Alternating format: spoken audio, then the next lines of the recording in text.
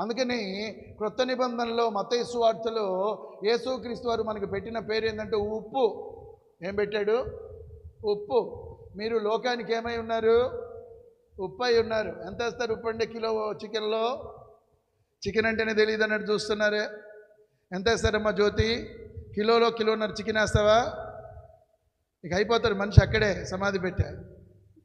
ఎంత చిటికేడు, ఎంత మహా.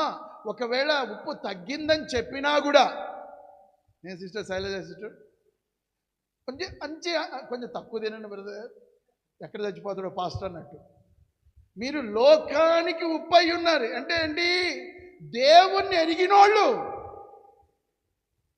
దైవ భయం కలిగిన వాళ్ళు, దేవుడు ఎక్కడా అని ప్రశ్నించేవాళ్ళు కాదు. జస్ట్ 6 చాప్టర్స్లోనే మానవుడు దేవునికి ఎంత కోపం తెప్పించాడంటే నాశనం చేసి పడేశాడు.